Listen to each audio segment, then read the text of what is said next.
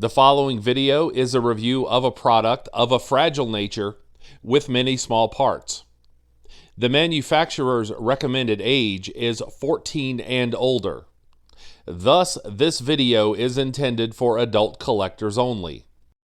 All proper safety precautions should be taken when handling this product.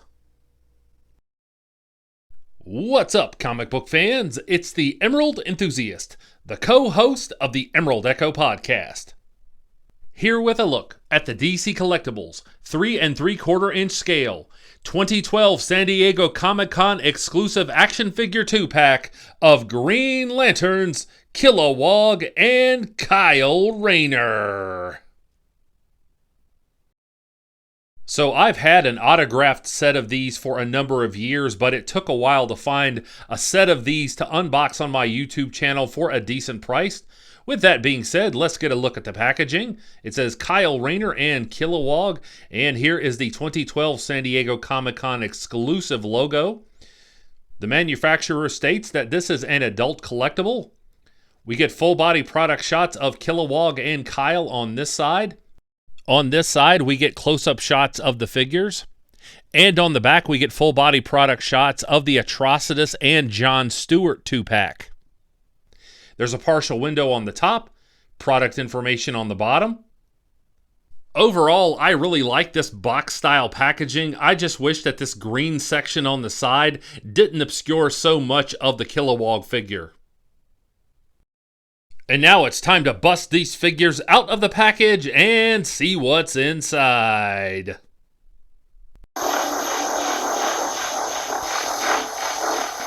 This is the only accessory that comes with the 2-pack. It's this gun construct, and I really like how it looks like energy that is solidifying into a weapon, and Kyle's hand just ports into the end here. I like the look of this translucent green plastic, but I'm disappointed that Kilowog didn't have an accessory as well.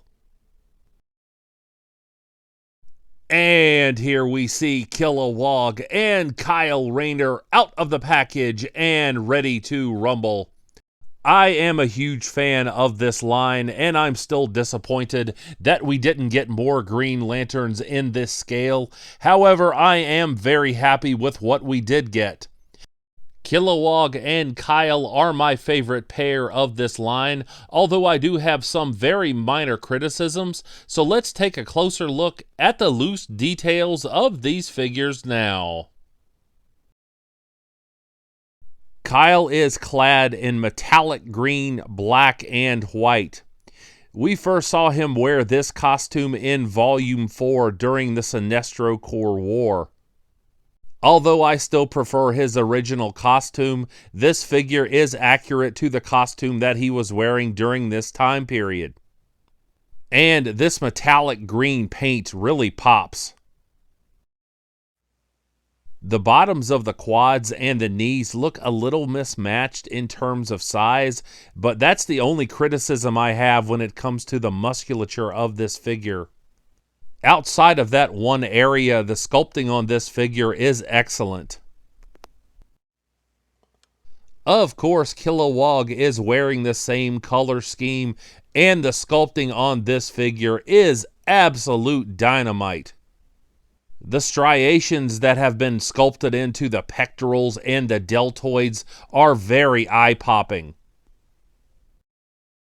Likewise, he has these huge lats and traps that properly convey the power of this massive Balavaxian. Kilowog's skin tone has varied from figure to figure over the years, but I think this pink shade works well with the color scheme of the uniform. Let's have a look at the rings now, and I often don't expect rings to be done well in this scale. However, this one is outstanding. The ring is the proper size, the paint application is tight, and you can clearly see the Green Lantern symbol, and I am very thankful for that.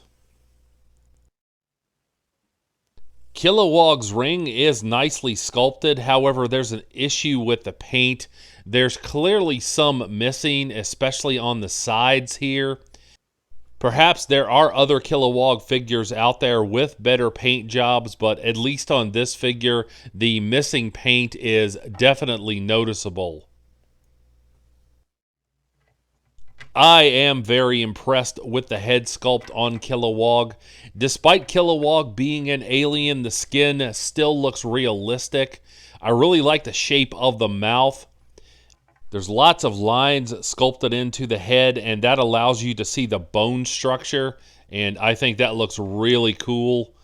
The ears are well done. Here's a look at the back of the head.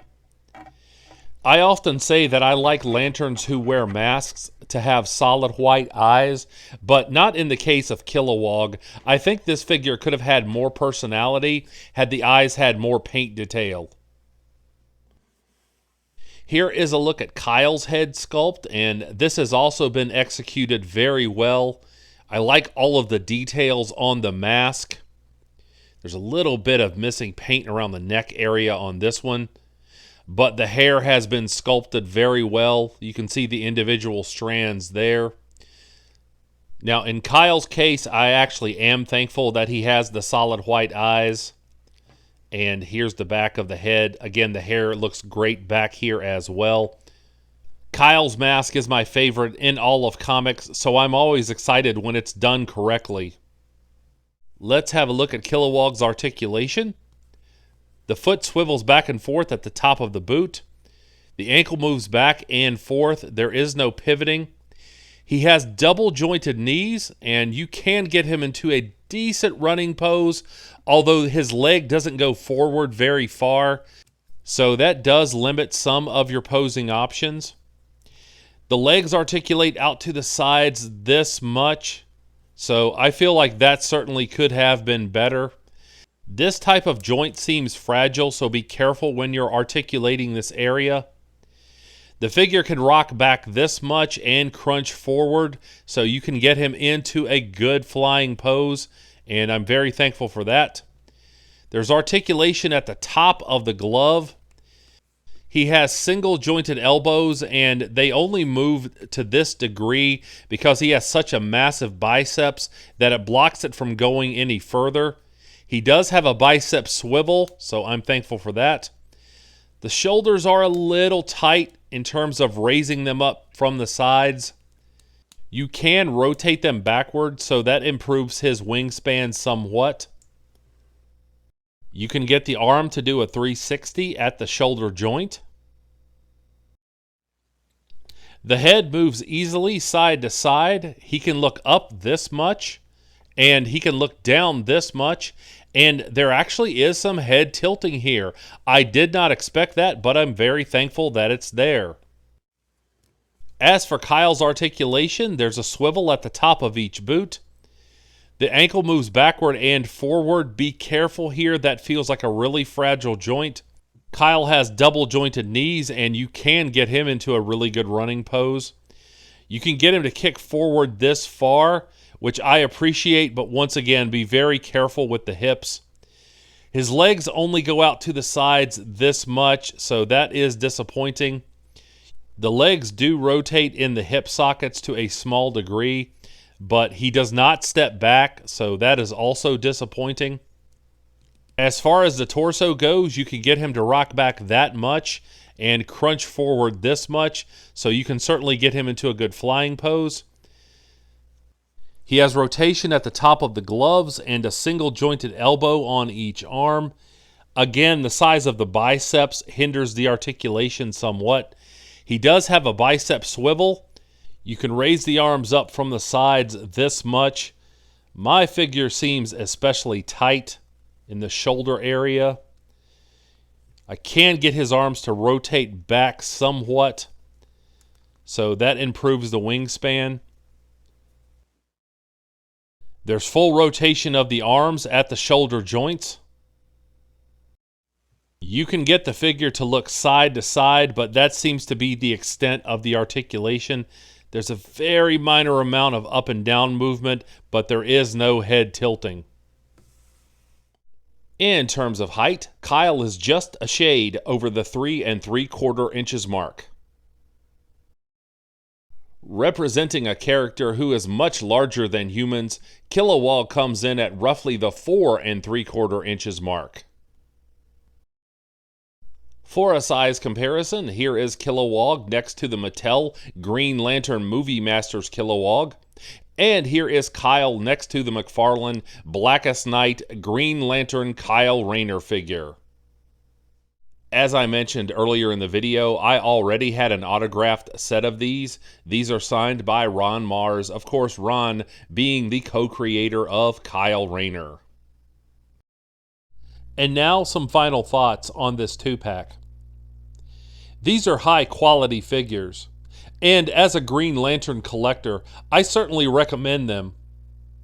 This is an eye-catching duo, whether they're loose or mint in box. If you decide to add these to your collection, be careful about gouging. I've seen some sellers ask for ridiculous prices like $150. In reality, you should be able to snag this 2-pack for $60 or perhaps a little less. If you pick these up, I hope that you enjoy them as much as I do.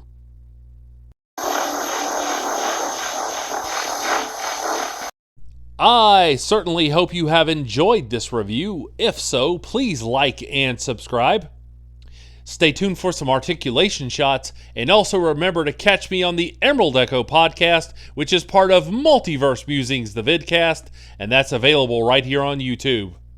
And please, tell all of your friends about this channel. I would certainly appreciate it. And I'll be back with more Green Lantern related content soon.